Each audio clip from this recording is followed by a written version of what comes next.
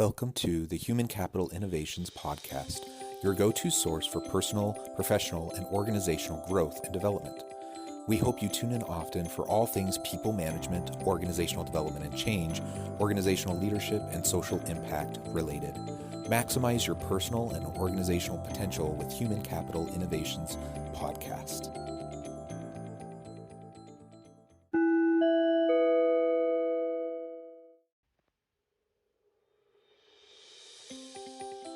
Welcome to the Human Capital Innovations Podcast. In this HCI podcast episode, I talk with Neelu Kaur about bringing mindfulness and stress management practices to individuals, teams, and organizations.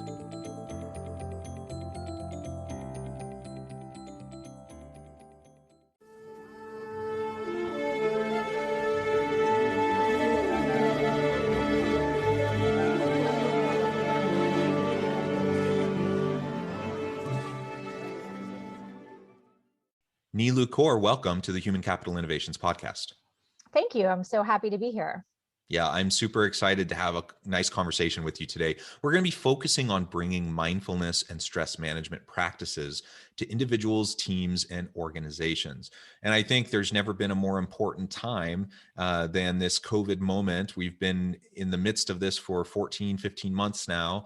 We're hopefully starting to come out of it, but there's been a lot of stress, a lot of anxiety, lots of challenges and struggles that people have faced over this last year. And certainly within our personal lives, we've needed to be able to deal with that, but it also goes into the organization, and we can't just separate our personal lives from our organizational life and our work life. So we need to find ways as leaders to help our people to manage their stress, to be able to tap into mindfulness practices. And ultimately that will help them, of course, but that will also help our teams, that will help our organizations thrive and be more productive. As we get started, I wanted to share Neelu's bio with everybody.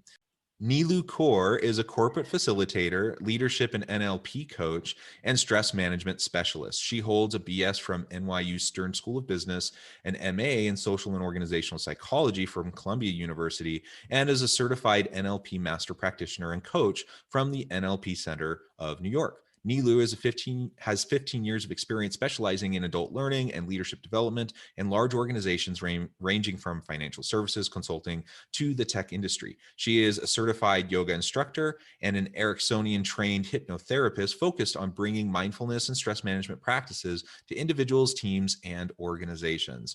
What a wonderful background, a skill set that's very much needed in the organizations of today. Before we launch on into the conversation, anything else about yourself that you would like to share with listeners by way of background or personal context? No, I think that's a pretty thorough bio, so we can just talk and then perhaps I can shed more light as we move further in our conversation. Okay, great. Well, so let's start with the general idea of mindfulness. Now, again, we're all dealing with lots. That's not new. Life is messy. People have their struggles. Everyone's dealing with stuff. But I think this last year has been particularly challenging for probably most people. Let's start with mindfulness. We've talked about it before on the podcast, but I would love to hear your approach, your definition to mindfulness, why it's important, what some of the benefits are, and then we can start to talk about how we can apply that within a workplace setting. Perfect. Yeah. It's interesting. I think the word has been thrown around so much. It's like, oh, I know I need to be mindful about this. I need to be mindful about that. But I actually think it's so simple, and yet we don't know how to practice it. So I define it as a way to get back to the present moment, because what happens is we're typically catastrophizing about possible future events, or we are ruminating about things that have happened in the past. And so mindfulness practice, whether it's through your breath or whether it's through your senses, is literally just getting into the present moment. And I think the reason that's so important right now is because we've been virtual for well over a year. And we have so much going on in our backgrounds, and we're distracted, and we're trying to work, and we're trying to be productive. And we have all of these things going on with health in our families. And so being mindful or having a mindfulness practice, I think, is super important, even if it's just 2 minutes or 5 minutes a day. And I think ideally, sorry to cut you off. No, that's great. And so you mentioned, it really doesn't need to take a long time, 2 to 5 minutes a day. It literally can be 30 seconds of breath work in between stressful meetings, right? I mean, you can take little bits of time, um, either, really scattered throughout the day, that can really help to recenter you and pull you back into the present moment, like you said. I think that's wonderful. What are some of those types of things that you do, or that you talk about with people you coach Mhm. or do consulting with? Yeah, so I do a lot of group facilitation. So I have a series called Stretch Your Wellbeing, and each workshop is, all about managing your distractions, what to do in the evening, what you can do for your daily routines. And it comes from Ayurveda, which is a holistic healing system based in India. But these things that we can start to do daily that help us be more mindful. And so one of the things I recommend doing is adding buffers between your meetings. I mean, it's so simple, and yet we don't do it because we're on Zoom or whatever platform we're using. It's like we just schedule back to back to back, and there's absolutely no time to reset. And I see you smiling, so I think you can resonate with that. Yeah, I absolutely can. Yeah. It was not great before the pandemic, but it seems like now everyone's so quick to schedule virtual meetings. And I've had days where I've literally had like 8 hours straight of back to back to back to back to back meetings. And it's crazy, right? Yeah, and some organizations actually have a like cutoff. So if it's a 45 minute, if it's an hour meeting, it's only 45 minutes. So you have 15 minutes. And some organizations are actually making this like a mandate, right? So there's Yeah, different that's things great. that are, yeah, there are different things that are going on in different companies that are really taking into consideration that there's no time to reset, and there's no time for downtime between your meetings. And so downtime is when you're sort of introspective, when you can strategize, when you can think about the next thing. And if we go back to back to back, we just can't do that. So it's like, that's one really easy tip, is just to have a buffer between your meetings. And Yeah, the can other I can thing I that, just comment on that oh, too of real course, quick? I please. mean, so clearly from a mindfulness perspective and a stress management perspective, I think having those gaps is really important. But you also just mentioned, and I think it's worth highlighting, that from a strategic perspective, I mean, if you're going from back to back to back meetings all day, there's no way that's going to be productive. There's no way you're going to actually be able to process everything that's happening in all those meetings all day long. And so what you end up doing is going through the motions, and you're just there, to say that you were there, but you're probably not contributing meaningfully in all those meetings, or you're not learning or listening intently or getting everything out of those meetings that you could or should. You're certainly not strategizing because you just have no time to process or to deal with the information. It really is not a good idea. And Right. so I love that, as you mentioned, that organizations should be proactive about that. Not even just from a mindfulness standpoint and a mental health standpoint for your people, but Mhm. just a pure productivity standpoint. I mean, goodness, like limit the number of meetings, provide gaps in those meetings. I think that's wonderful. And also, like, ask yourself, do I need to be in this meeting? Like, that's the first and foremost, because there's meetings just for the sake of meetings. I work for myself, so I'm very careful as to the meetings I schedule, but I still see things pop up on my calendar that I accepted months ago. And I'm like, why am I in this meeting? So it's like, really, the first question is, do I really need to be here? Am I going to be productive? Am I going to offer anything? Because if you're not, then there's no point in spending your time and wasting the time of other people. So I think the first question is really to do like an audit of your calendar and say, do I actually need to be in these meetings? And if you do, make sure you have time to actually process the information so that you can add value. Otherwise, you're just going like a robot in autopilot from meeting to meeting. Yeah, and I mean, this episode isn't about meetings, so Yeah. we can get back to mindfulness and Yes. stress management here in a Yeah. moment. But I will Yeah. say one more thing about meetings before we shift back, and Yeah. that is, for those people who are scheduling meetings, please, I mean, like you said, if I am the one accepting those invitations, I need to be aware and sometimes even push back and say, no, I really don't need to be at that meeting, or have someone else on my team go to the meeting in my place or whatever. But the people scheduling meetings need to think about that too. Who really needs to be there? And I think we were a little bit more aware of that question before the pandemic, but now that we just have all these virtual meetings, people are like, it doesn't matter. Like we don't have physical space constraints. And so I've been in meetings where literally there's like 100 people, where previously, you'd have a small group of maybe 15 around a Mhm. table. And now we just have all these people in this virtual meeting, and it's really rather silly. And so just don't send out invitations to people that don't really need to be there. where it's not going to be beneficial to them or to the purpose of the meeting. And then, of course, so many other things we could talk about, meetings that are either ineffective or, to try to improve them. Yeah. It's But interesting. I go know ahead. we want to get into stress management and mindfulness, but meetings take up so much of our day that I think it's such a focus. So I have one last comment about meetings. I love this. I heard this before. I think it's Amazon. So they say that if you only want the number of people in a meeting that could eat a large pizza pie. So 5 to 7 people is if you're brainstorming, if you're actually trying to Yeah. strategize and do anything, because if you have more than that many people, you're not really going to get your voice heard, and there's going to be, it's not really a productive meeting. So to ask yourself what type of meeting, and then how many people actually need to be there, and who are the key stakeholders that actually need to be in that meeting. Yeah. Yeah. I love it. Great Yeah. tips. Yeah. Okay. So clearly having some gaps throughout your day, to be able to reset, to be able to refocus, recenter, do a little bit of strategizing. I think all that's really important. Mhm. Other thoughts on Yeah. approaches to getting back to the moment? Yeah, I think one of the other pieces that's been really challenging for people is it's a concept, it's very well researched. It's called fit for purpose, and it's actually sounds more complicated than it is. But essentially, each space of your home is fit for a purpose.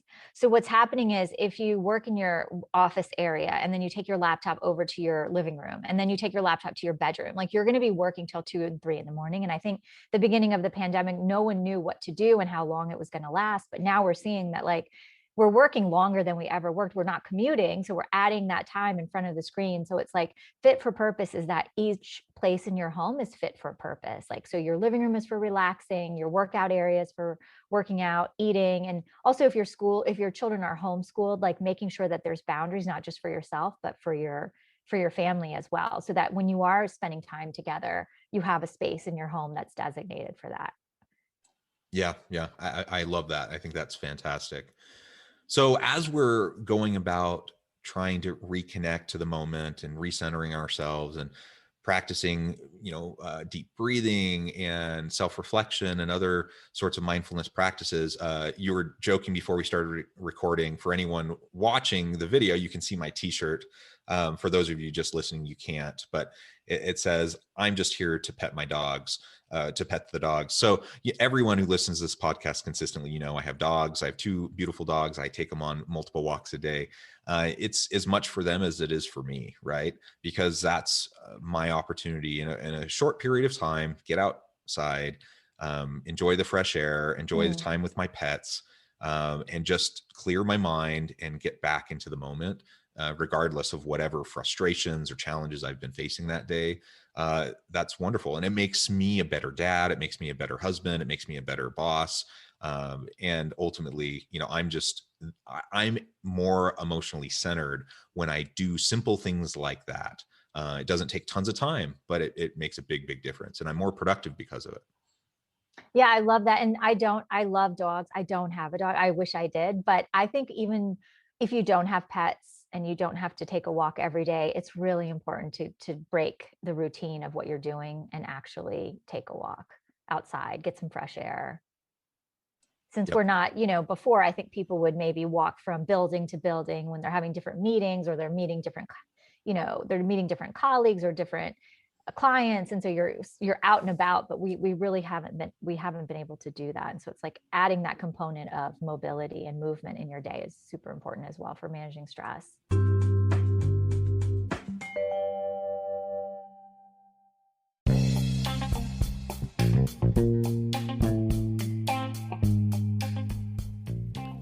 I'm excited to announce the publication of my new book from HCI Press, The Alchemy of Truly Remarkable Leadership: Ordinary, Everyday Actions That Produce Extraordinary Results. Consider how the nature of work has shifted over the past 50 years. With increased globalization, rapid technological advancement, and the shift in economic composition, the average job of today looks very different than the average job of 50 years ago. What will the jobs and organizations of tomorrow look like? Moreover, what does this all mean for organizational leaders? What are the core competencies and capabilities of organizations and their leadership that are prepared for continued disruption and geopolitical and socioeconomic shifts? Regardless of what the future holds, increasingly, leaders need to be socially minded, data-driven, decisive, champions of talent, and disruptors of the traditional notions of leadership, teams, organizations, and work. The alchemy of truly remarkable leadership will help you to explore your own leadership competencies and capabilities and consider ways to apply and implement them into your workplace and personal life.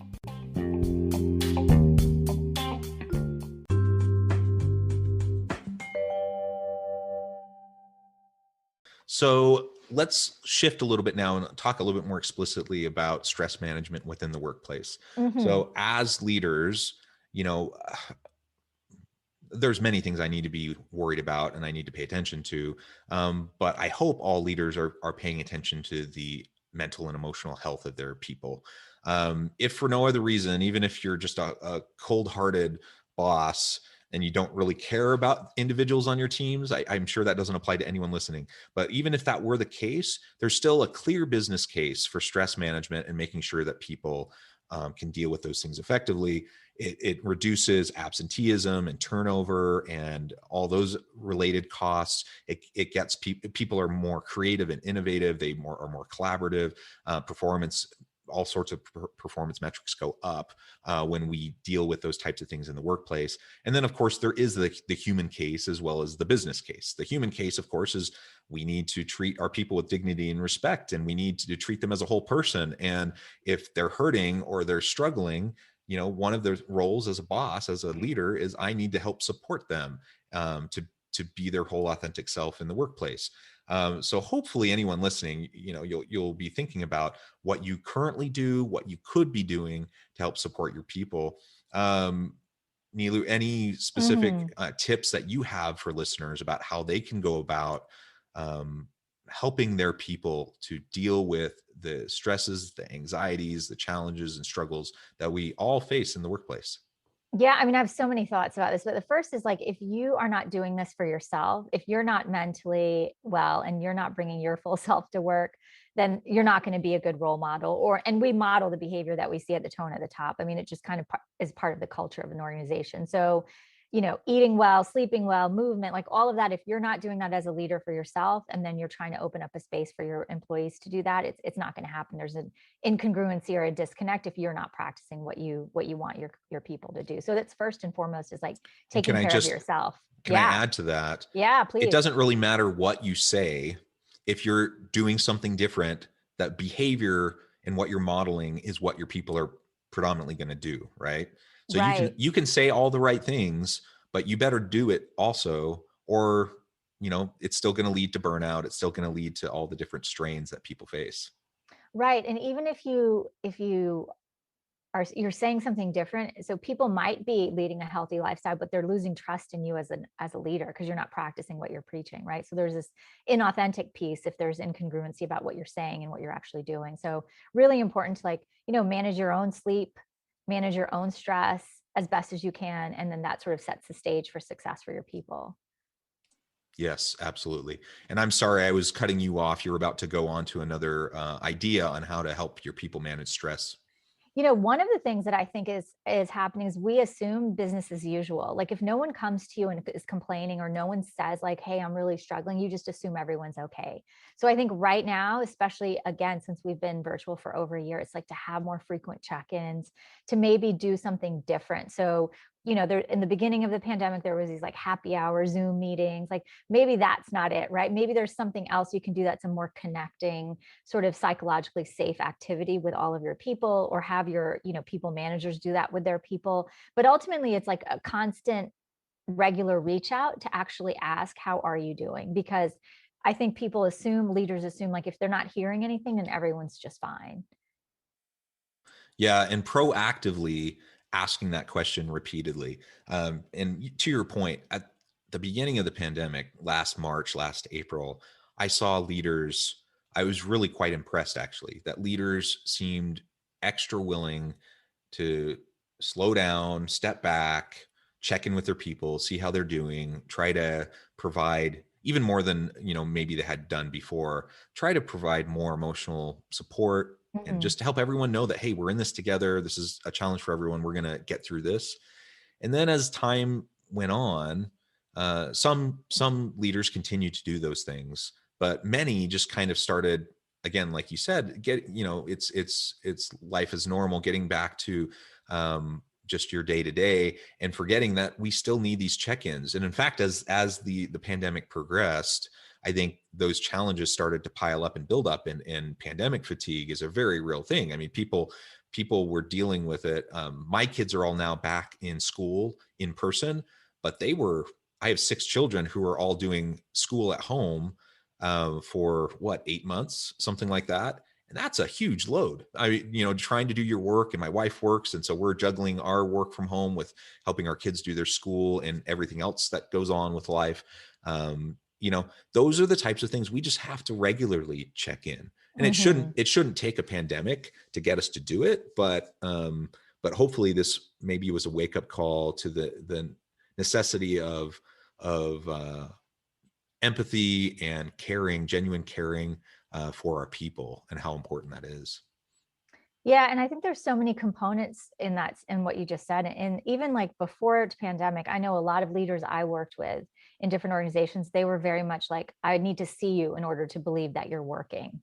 Right. And so that model has long gone, right? So it's like, if you come from the mentality of I need to see you in order to believe you, then that's what you're emanating in your organization. So it's like, how do you then now trust your people when they are virtual? Like there's so many more components to what you said. And it just jogged my memory of like this aspect of we have to reestablish trust because we can't see each other. Right. And sometimes in most organizations, they're so screen fatigued and Zoom fatigued that they don't turn their videos on. So there's even more of this exacerbated component of like, hey, I don't see you. So how do I actually trust you? Right. And so then there's this Yeah. stress about, is this person actually working? If they logged off at 5 p.m., what are they doing? Right. Like as a leader, you want to be mindful that there's 100 million things going on in that person's life. So they might log on at 7 p.m. and finish what they need to finish. But a little more flexibility is really important for leaders to have. Yeah, I was doing a coaching session with a CEO last week, and that exact point came up. He was talking about his weekly team meetings, and how he's just frustrated because over time he's seen more and more people turning off their videos, Hmm. and trying to understand why that would be the case and what he can do about it, because he wants everyone to have their videos on. And so we talked through some of those issues that you just mentioned. Um, and part of it was just asking him the question, why do you need them to have their videos on? I mean, I'm a believer, like if we're not in person, I would love to have everyone have their videos on as much as possible because we can interact a little bit more. But there are reasons why people decide to turn their videos off in meetings, and so we need to be aware of those. We need to be asking ourselves about the regular cadence of the meetings that we're having. Who is included in those meetings, things that we talked about earlier in our conversation today. But just to reiterate your point, it really is a pressing challenge that I think many leaders are facing. And this idea of FaceTime in the physical office versus FaceTime in a virtual world, and how that intersects with the trust of your people and the empowerment of your people, and micromanaging versus autonomy. I mean, these are all really important conversations. And ultimately, you know, I say this again and again and again to leaders, to my students, to listeners on this podcast. It's not really about the amount of time that you spend doing your work. It's really not. It doesn't matter when you do your work. It's not about how long you do your work. It's not even really about how you do your work. It's just about what you're able to produce. And Right. if you're productive and you're creative and you're accomplishing everything and more that your boss wants you to do, who cares how you're doing it? Who cares if you have your camera on? Who cares if you're doing it at 2 in the morning or 10 at night or Hmm. 2 in the afternoon? Um, and so we need to loosen up a little bit. I think we need to let go of the control a little bit, trust in our people a little bit more. And I understand that can be a challenge, especially if you feel like you've been burned by Mm. employees in the past. But I think that's something we constantly have to be striving for as leaders, to develop that mutual accountability and trust with our people. And that in and of itself can go a long way in reducing the stress and anxiety that our people feel. Yeah, and I think, to get really creative. So as a leader, if people are not, well, ideally, if you have your video on and you ask others to have their videos on, chances are that your team will turn their videos on. But let's say they're not turning their videos on and it's repetitive. You might want to get a little creative about the way in which you connect with your people. So that could look like, hey, let's all take a walk together. So just dial in via phone and let's all take a walk together. This is a brainstorming session. So there's other ways that you can connect and check in with your people. And I think we need to, yes, it's great to have video, but we are also fatigued from it as well. So getting a little creative on the way you connect with your people is something to start considering. Yeah, yeah, I think that's wonderful. Well, this has been a very fascinating conversation, and Yes, we've really yes. only just scratched the surface. I really appreciate all of your insights and all of your tips. And perhaps I can have you back on another time so we can continue to explore this together. Before we close today, I wanted to give you a chance to share with listeners how they can get connected with you, find out more about your work, in the work that you do with organizations, and then give us the final word on the topic for today. Sure, sure. So you can find me on my website, nilukaur.com, and on LinkedIn. I'm very active. That's my most active platform, and also Instagram. And it's all under my name, Nilu Kaur. And let's see, what was your other question? Oh, my work with organizations. So yeah, if you look at my website, you can see the organizations I work with, and then we can, connect, and I can share some of the work that I've been doing with individuals and teams. And my final thoughts on stress management and mindfulness is that whether you're a leader of an organization or you're the leader of your home and your family, if you're not present, no one around you is going to be. So you want to model the behavior. And I think that's really important. Well said. I think that's perfect. Great insight. I encourage listeners to reach out, get connected with Nilu, find out more about what she can do for you and your organization. And as always, I hope everyone can stay healthy and safe, that you can find meaning and purpose at work each and every day. And I hope you all have a great week.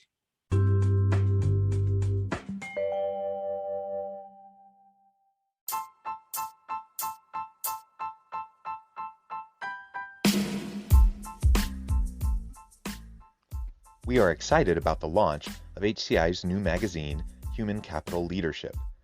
Human Capital Leadership is a free, interactive e-magazine designed to help individuals, leaders, and organizations find innovative approaches to maximize their human capital potential. We will be publishing issues quarterly in August, November, February, and May.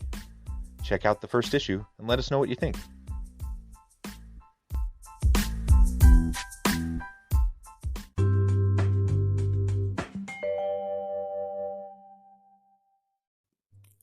Thanks again for joining us for this episode of the Human Capital Innovations Podcast. I hope you stay healthy and safe and that you have a great week.